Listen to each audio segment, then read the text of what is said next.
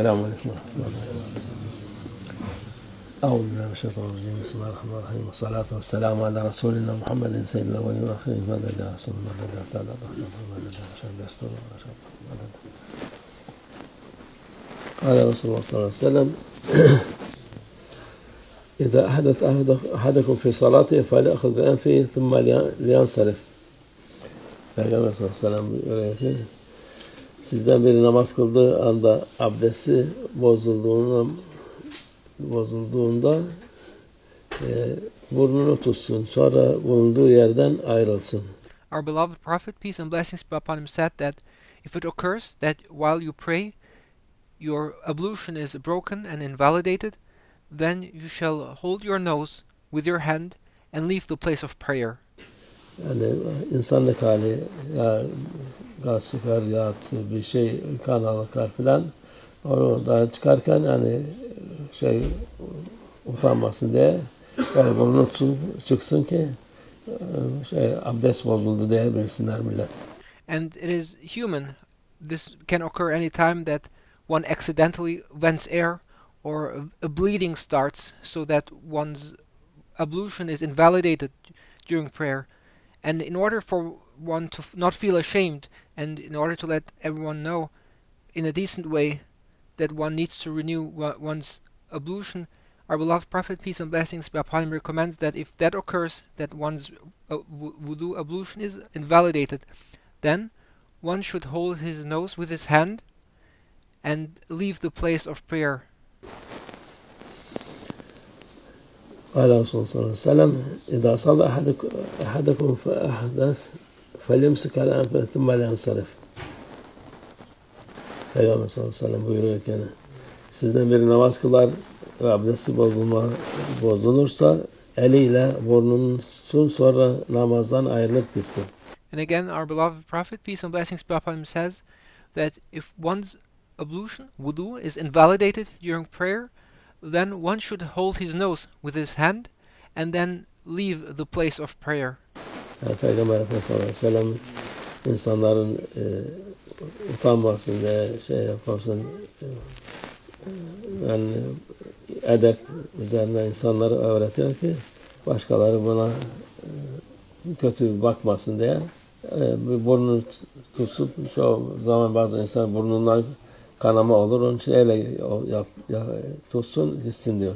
And this is how decent our beloved Prophet, peace and blessings be upon him, is, and how subtle he is in his teachings of good behavior and good manners.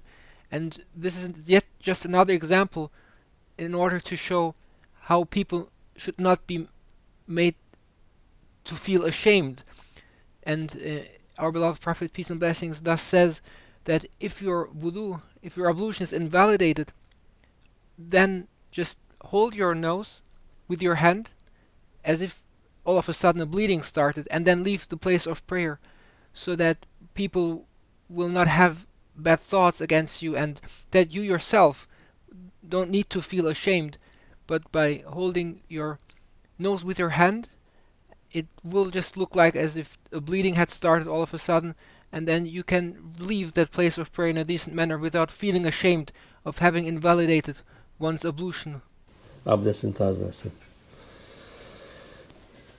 قال رسول الله صلى الله عليه وسلم إن الشيطان لا يأتي أحدكم وهو في صلاته فيأخذ بشعرة من دبره فيمدها فيرى أنه أحدث فلا ينصرف حتى يعمل صوتا أو يسمع ريحا. Peygamber sallallahu aleyhi ve sellem diyor ki muhakkak ki sizden biri namazdayken şeytan kendisine gelerek diburinden bir kıl çeker. Yani makattan bir şey çeker. Bunu üzerine o kimse abdesti bozulduğu sanır.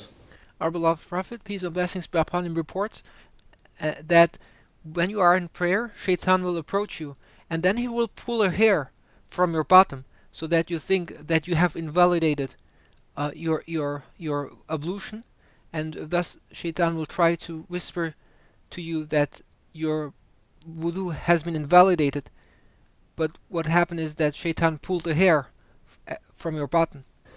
Ve bu sebeple kişi bir ses duymadıkça ya da bir koku hissetmeyecekse namazını bırakıp ayrılmasın. Yani But our beloved Prophet, peace and blessings be upon him, says that one should not let oneself be influenced by what Shaitan does there, but instead, if you don't smell anything and if you didn't hear anything, then continue your prayer and don't let yourself be influenced by that feeling you may have felt in your bottom. bir şey hissederse bir vesvese olursa diye Peygamber Efendimiz sallallahu aleyhi ve sellem o yani ses gelmedikten sonra, koku duymadıktan sonra o vesveseye kulak asmayın. And thus our beloved Prophet, peace and blessings be upon him, warns us to not give in to the whisperings caused by Shaitan. And it may happen that one may have a feeling as if one had vented air, and this is Shaitan pulling a hair from your bottom. And don't give in to those whisperings of Shaitan. And our beloved Prophet, peace and blessings be upon him, makes clear that if you don't smell anything and if you didn't hear anything, then your ablution has not been invalidated. Continue and complete your prayer. Olabilir inşallah böyle bir hareket olur şeyde abdest bozuldu zanneder. O ses yahut koku olmadıktan sonra hiç bozmayın namazı. Because it may happen that during prayer some movement be felt, and you may think that you vented air, but if it's just an assumption, and if there's no smell, and if you didn't hear anything, our beloved Prophet, peace and blessings be upon him, says those are bad whisperings from Shaitan. You should complete your prayer, your wudu, your ablution has not been nullified. Abdest de bozulmamıştır diye. Çoğu insan var burada. Vesvese insanlarda çoktur. Bu vesvesede there are many people who suffer from such bad whisperings. Hem namaz bozmak iyi değil. And it's not good to break one's prayer. Bir de zahmet olur. Onun için and if you give in to those bad whisperings, you will make yourself undergo hardships, and it's not good to make things hard and difficult for you. Peygamberimizin işin kolayını kolaylaştırıyor her şey Peygamber sallallahu aleyhi ve sellem. And our beloved Prophet, peace and blessings be upon him, he made everything be easy. Koku gelmedikçe, ses gelmedikçe sen namazın tamamdır. And don't give in to any bad whisperings. So if there's no smell and you didn't hear anything, then everything is still okay, and your wudu, your ablution, has not been invalidated. قال الرسول صلى الله عليه وسلم إذا نعس أحدكم وهو يصلي فليرقد حتى يذهب عنه النوم فإن أحدكم إذا صلى وهو ناعس لا يدري لعله يذهب يستغفر فيسب نفسه. Peygamber sallallahu aleyhi ve sellem buyuruyor ki sizden biri namaz kılarken uykusu geldiği zaman uykusu geçinceye kadar yatsın. Our beloved Prophet, peace and blessings be upon him, says that when you pray and you're overcome by sleep and you feel so tired that you're about to fall asleep, then one should rather lie down and rest. Yani o gece namazlar falan şey yaparsa onu çok uyku gelince yatsın diyor Peygamberimiz sallallahu aleyhi ve sellem. And this especially holds true for the night prayers, for the additional prayers performed at night, that if one starts feeling too tired, too sleepy, then one should rather rest and sleep. Çünkü uykulu vaziyette namaz kılan kimse belki de bilmeyerek istiğfar diye edip Allah'tan bağışlama diyeceği yerde kendine sövebilir.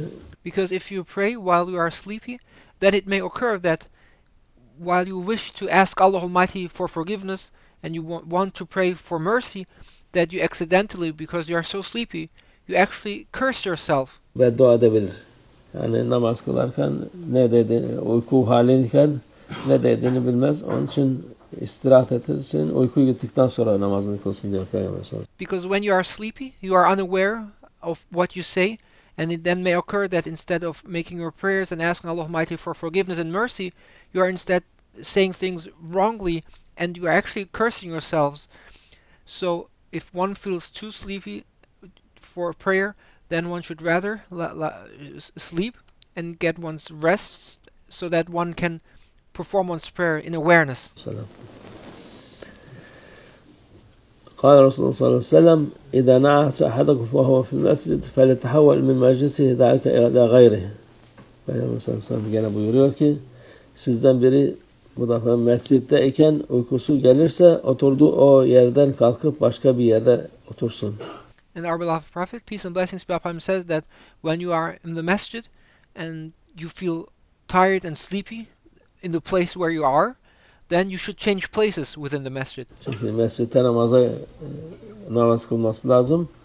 Namazda oturarak namazı beklerken uykusu gelirse başka yere gitsin ki ta ki namazını tamam olsun. So when you are in the masjid and you are waiting for prayer, for example, and you sit and then you're getting sleepy and tired, and in order to avoid falling asleep, you should just change your places within the masjid.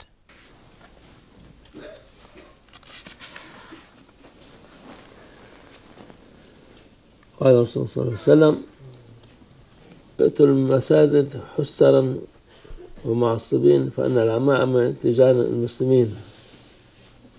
Peygamber sallallahu aleyhi ve sellem buyuruyor ki mescitlere mevfersiz, yani o savaşta giydiğin mevfer var ya, onu giymeden ve başlarınızı sarıkla örtülmüş vaziyette geliniz.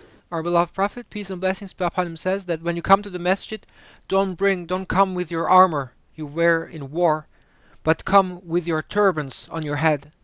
Çünkü sarıklar Müslümanların tacıdır. Because the turban is the crown of the Muslim. Our beloved Prophet, peace and blessings be upon him, says. Yani bu oldu, namaz harp zamandan başka namaza gelecekken yani miğfer giymeye gerek yok. Miğfer değil de sarık koyun diyor Peygamber sallallahu aleyhi ve sellem. Sarık. So there is wartime, and there may be certain conditions within wartime. However, our beloved Prophet, peace and blessings be upon him, says that in general, don't come with your armor in war towards the masjid for prayer, but you should come with your turbans on your head. Müslümanların tacıdır diyor. Because the turban is the crown of the Muslim. قال رسول الله صلى الله عليه وسلم ركعتان بعمامة خير من 70 ركعة بلا عمامة. Peygamber sallallahu aleyhi ve sellem buyuruyor ki sarıklı olarak kılınan 2 rekat namaz sarıksız kılınan 70 rekat namazdan daha hayırlıdır. 2 rak'ah performed with a turban are more valuable than 70 rak'ah performed without a turban. Our beloved Prophet, peace and blessings be upon him, says. Yani daha sevabı çok büyüktür. There's great reward in performing one's prayers with a turban. Sarık olmalı. قال رسول الله صلى الله عليه وسلم صلاة تطوع أو فريضة بعمامة تعدل 25 صلاة بلا عمامة وجمعة بعمامة تعدل 70 جمعة بلا عمامة. Peygamber sallallahu aleyhi ve sellem buyuruyor ki sarıklı olarak kılınan nafile veya farz namaz, yani namaz olduktan sonra farzı nafilesi fark etmez diyor Peygamber sallallahu aleyhi ve sellem. Sarıksız olarak kılınan 75 namaza eşittir. Yani fazileti. And our beloved Prophet, peace and blessings be upon him, says that when you wear a turban, whether it's a nafila prayer, voluntary prayer, or an obligatory prayer, a prayer performed with a turban is 25 times more valuable than a prayer performed without a turban. 25 defa daha fazladır namaz sarıksız olandan. Sarıklı olarak kılınan bir cuma namazı sarıksız olarak kılınan 70 cuma namazına eşittir. And a Juma prayer performed with a turban is 70 times as valuable as 70 Juma prayers performed without a turban. O da daha fazla, cuma namazı daha fazla sevap var. So there's special rewards also for Juma to be obtained when wearing a turban for Juma prayer. قال الرسول صلى الله عليه وسلم إن الشيطان يأتي أحدكم في صلاته فليلبس عليه حتى لا يدري كم صلى فإذا وجد ذلك أحدكم فليسجد سجدتين وهو جالس قبل أن يسلم ثم يسلم. Peygamber sallallahu aleyhi ve sellem buyuruyor ki sizden biri namaz kılarken şeytan kendisine gelir ve ne kadar kıldığını bilmesin diye kafasını karıştırır. And our beloved Prophet, peace and blessings be upon him, says that you must know that while you perform prayer, Shaitan will approach you, and he will try to mess with your mind so that you forget how much you prayed. Yani namaz durunca namaza durduk. Şeytan muhakkak her tarafa fırsatını bulmak ister ki şeyi bozsun. And so even when you are in prayer, Shaitan will do his best in order to break and nullify your prayer. Ama Allah'a şükür onun da çaresini söyleyen Peygamberimiz sallallahu aleyhi ve sellem. And he will try to make you forget. Nevertheless, our beloved Prophet, peace and blessings be upon him, gives us the recipe against those endeavors of Shaitan. Kafasını karıştırır. Sizden birisi böyle bir şey hissederse oturduğu yerde ne kadar kıldığını, yani kafayı karıştırır. Şeytan ne kadar kıldığını bilmez. Böyle bir şey hissederse oturduğu yerde selam vermeden önce 2 secde yapsın ve öyle selam versin. And thus our beloved Prophet, peace and blessings be upon him, says that when you feel that Shaitan approaches you during prayer and has messed with your mind so that you have forgotten about how much you prayed, then in that moment, that is no problem. There's no need to break one's prayer. Simply, when you sit down, before, when you give salam, make 2 additional sajdas. Secde-i sehvdir bu. Yani ne kadar kıldım bilmiyorum. 3 mü kıldım, 5 mi kıldım, iyice karıştırdı. Oturduğu vakit sehiv secdesi yapması lazım ki namaz tamam olur. Şeytan da boşuna uğraşmış olur. So when you are unsure about how much you prayed, whether 3 rakah or 5 rakah, when you sit down, make sajda of having forgotten, make the sajda sahv, and then it will be okay and your prayer will be accepted. قال Resulullah sallallahu aleyhi ve sellem İnnâ ana başarun ensa kema tensavun فَاَذَا نَسِيَ أَحَدُكُمْ فَلْيَسْجُدْ سَجْدَتَيْنِ وَهُوَ جَالِسٌ. Peygamber sallallahu aleyhi ve sellem buyuruyor ki ben bir beşerim, yani ben de insan olayım, Adem olayım diyor Peygamber sallallahu aleyhi ve sellem ve sizin unuttuğunuz gibi unuturum. Our beloved Prophet, peace and blessings be upon him, says, I am a human being too. I am too a descendant from Adam, and I'm also a child, one of the children of Adam, and I too forget. Yani her insanlık hali oluyor peygamberlere de. And prophets too have undergo conditions of human beings such as forgetfulness. Unutma da oluyor. Yani eğer sizden biri kaç rekat kıldığını unutursa oturduğu yerde selam vermeden 2 secde yapsın diyor. And thus our beloved Prophet, peace and blessings be upon him, says that when you forget, and to forget is human, then and you forget how much you prayed, while you sit down before giving the final salams, make two additional sajda. Gene secde sehel yapsın diyor. قال Resulullah sallallahu aleyhi ve sellem secdeta sehvu fi salat tujzi'ane min kulli ziyadete ve nuqsan. Peygamber sallallahu aleyhi ve sellem buyuruyor ki namazda 2 sehv secdesi her türlü fazlalık ve eksikliği telafi eder. Yani fazla mı kıldım, 3 mü kıldım, 5 mi kıldım, sehv yaptıktan sonra o namaz tamam olmuş olur. And our beloved Prophet, peace and blessings be upon him, says that when you make those 2 additional sajda, those sajda sahw, then these additional 2 sajdas will make up for both cases, whether you have prayed too less or whether you have prayed too much. So whether you prayed 3 and you should have prayed 4, or whether you prayed 5 and you should only have prayed 4, in either case, you just make those 2 additional sajdas before giving the final salams, then your prayer will have been completed. Yok yapmazsan o vakit namazın ya bozulur ya da eksik olur. And without those additional sajdas, without sajda sahw, your prayer will not be complete. But if you do the additional sajda, if you do these 2 additional sajdas, the sajda sahw, then if in the case that you forgot whether it's 3, whether you prayed too less or too much, it will be complete. قال رسول الله صلى الله عليه وسلم سجدتا السهو بعد التسليم وفيهما تشهد وسلام. Peygamber sallallahu aleyhi ve sellem buyuruyor ki selamdan sonra iki sehv secdesi, teşehhüd ve selam vardır. Yani sehv secdesi yaptıktan sonra zaten teşehhüd okuyorsun. Ondan sonra bir sağ selam veriyorsun, selamun aleyküm deyip hemen iki secde yapıyorsun. Ondan sonra gene oturup teşehhüd edip salatü selam dualarını yapıp ondan sonra selam veriyorsun. So when you forget how much you prayed and you sit down, then you are about to give your salams to complete your prayer. When you give your salam to the right, you make two additional sajdas. So you sit down, you recite tashahhud, and you recite at-tahiyat.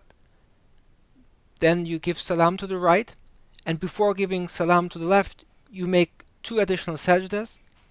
And then when you raise up from those two sajdas, and you recite again the tashahhud, the at-tahiyat, you recite the salawat upon the Prophet, peace be upon him, and then you give salams to the right and to the left. So the sajda sahw is to be performed after the salam to the right. And then when you have completed those two sajdas, you again recite the tashahhud, the at-tahiyat, and the salibarik and the blessings to our beloved Prophet, peace and blessings be upon him. And then you give the salam to the right and to the left. قال رسول الله صلى الله عليه وسلم لكل سهو سجدان بعد ما يسلم. Peygamber sallallahu aleyhi ve sellem gene buyuruyor ki her sehvin yanılmanın selamdan sonra iki secdesi vardır. Yani bir şey unuttun mu rükünler olarak nafile olan şeyler istemez. Öteki hani esas namazda farz olan şeyleri unuttun mu onun için secde yapman lazım. Herhalde gerekmez. And which are the points when you forget that you need to make up for? So if it's a component of your prayer which is obligatory, then they must be made up for. So you are in prayer and you forgot a component during prayer which is obligatory, then you need to make the sajda sahw. Then you need to make those additional 2 rakats before giving salam. If you forgot something which is nafila, then you don't need to make the sajda sahw. قال رسول الله صلى الله عليه وسلم ما سهى في صلاته في 3 أو 4 فليتم فإن الزيادة خير من النقصان.